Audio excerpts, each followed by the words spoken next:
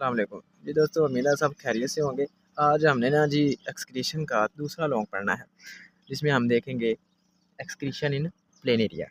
अच्छा यार ना, इसको देखने से पहले ना आप डायग्राम देख लेते हैं। ये मैंने सिंपल सी डायग्राम बनाई है। अगर आपको डायग्राम की समझ आती है ना, तो आप पूरा लॉन्ग लिख सकते हैं। 2 3 4 बातें हैं, लॉन्ग क्वेश्चन है, तो ये आपका कंप्लीट हो जाएगा और आपको डायग्राम की समझ आ गई। अब सिंपल सी ये मैंने डायग्राम बनाई है। अब देख सकते हैं ये प्लेन एरिया है। प्लेन एरिया में ये जो दिखाई दे रहा है आपको, ये नेटवर्क है। ये देखो, ये मैंने ये हेडिंग दी है, ये नेटवर्क की। अब इसमें ये ट्यूब्यूल्स हैं, इसको हम देख लेते हैं इसके अंदर क्या होता है। ये लो जी, हमने इसको निकाल के देखा। ये देखो, ये ब्रांचेस ही बन गई हैं। ये आप गोल सा देख रहे हैं, यहाँ पर ब्लैक कलर, इसको कहते हैं फ्लेम सेल्स। ये फ्लेम सेल्स हैं। अब सिर्फ आपने यही बात याद रखनी है, कोई इतनी मुश्किल वाली बात नहीं है, आसान और सिंपल सा टॉपिक है। अब देख लेते हैं इसमें क्या होता है। अब बेजना, ये देखो, ये किस फैमिली से ताल्लुक़ रखता है? Flat worms. फ्लैट वर्म्स को दूसरे लफ्ज़ों में प्लाटिहेल्मिंथेस भी कह सकते हैं। अब ये क्या होते हैं? These are aquatic triploblastic acoelomata. ये इनकी फैमिली है। आर्थ्रोपोड्स हैं, उसमें एक्वालोमेट्स हैं। ये सारी इनकी क्लासेस हैं। तो आगे हम देख लेते हैं। आ गया जी प्रोटोनेफ्रिडिया। प्रोटोनेफ्रिडिया क्या होता है? डायग्राम की समझ आ गई ना आपको? ये है, they have simple tubular system called protonephridia. ये देखो, इसमें ट्यूब्यूल्स हैं। ये देखो, ये क्या है? ये ट्यूब्यूल्स हैं। अब ये ट्यूब्यूल्स हैं, तो इसको हमने क्या दिया? प्रोटोनेफ्रिडिया। आगे देख लेते हैं, ये किस में प्रेजेंट होते हैं? ये एनिलिड्स में, मोलस्कस और लैंसेट में।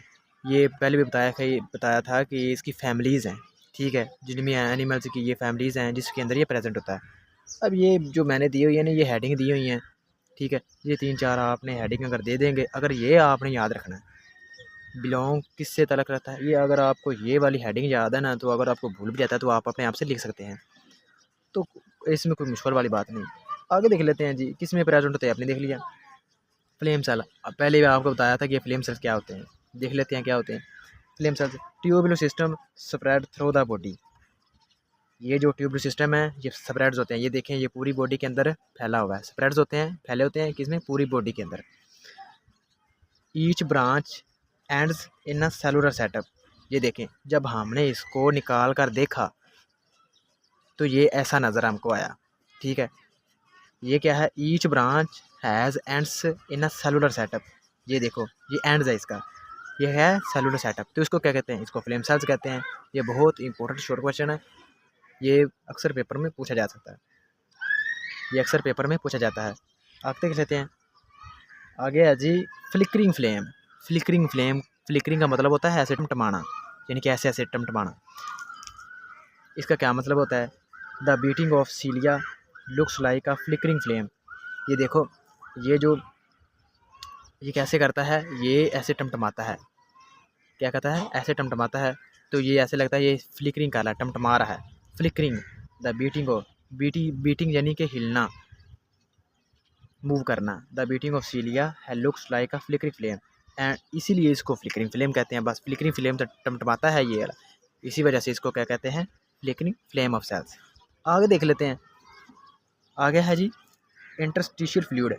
अब हम एक्सक्रीशन पढ़ रहे हैं, एक्सक्रीशन वाला पार्ट्स पढ़ रहे हैं। इसमें हमने नाइट्रोजनस वेस्ट जो है रिमूव करना होता है, बॉडी से एलिमिनेट करना होता है। ये है जी the beating of cilia propel interstitial fluid into tubular system. ये जो सीलिया होता है, ये क्या करता है? ये जो सीलिया होता है, ठीक है, ये जो सीलिया होता है, ये इंटरस्टिशियल फ्लूइड यानी कि जो नाइट्रोजनस वेस्ट हो गया या वेस्ट प्रोडक्ट हो गया, ये क्या करता है? ये इन नालियों में इनको क्या कर देता है? यानी कि ड्रेन कर देता है, इनको मूव करवा देता है। आगे जी एक्सीटोरी डक्ट। ये क्या है? The tubular system drained into excretory duct. ये जो ट्यूबुलर सिस्टम इसके अंदर बनी हुई हैं, ये क्या करता है? ये वेस्ट प्रोडक्ट को ड्रेन करते हैं किसके अंदर? एक्सीटोरी डक्ट के अंदर। यानी कि जिससे जो वेस्ट है रिमूव होना है, उनके अंदर वो ड्रेन करवा देते हैं, ड्रेन कर देते हैं, यानी कि रिमूव कर देते हैं, यानी कि मूव कर देते हैं। ठीक हो गया। आगे है जी which open to the exterior through several nephridiopores. Nephridiopores, ये देखो, जो कि ओपन होती हैं नेफ्रिडियोपोर्स के अंदर, और ये क्या करती हैं? Excrete dilute urine. डाइल्यूट का मैंने आपको बताया था, डाइल्यूट जिसमें सोल्यूट की मकदार बहुत कम होती है उसको डाइल्यूट यूरन है, उसको कहते हैं डाइल्यूट यूरन। डाइल्यूट सोल्यूशन भी होता है। ये यूरिन की बात हो रही है तो हम यूरिन की बात करेंगे। तो उम्मीद है आपको ये समझ आई होगी। इसमें कोई मुश्किल वाली बात नहीं है, सिर्फ आपने ये याद रखना है, इसकी ये जो हेडिंग्स है ये याद रखनी है, और बेसिक जो है ना ये डायग्राम आपने याद रखनी है। ये फ्लेम सेल्स आपको याद होना चाहिए, ठीक है। आपने ये जो डायग्राम है ये आपने अच्छे से इसको देखना है और याद करना है, ठीक है। अगर आपको ये आती है तो इसको मुश्किल वाली बात नहीं है, 2-3-4 बातें हैं बस। फ्लेम सेल है, फ्लिकरिंग फ्लेम है, और इसमें किस फैमिली से इसका ताल्लुक है, बस ये है। तो उम्मीद है आपको ये लेक्चर समझ आई होगी। अगर मेरी वीडियो अच्छी लगे तो कमेंट में ज़रूर बताना। जज़ाकल्लाह।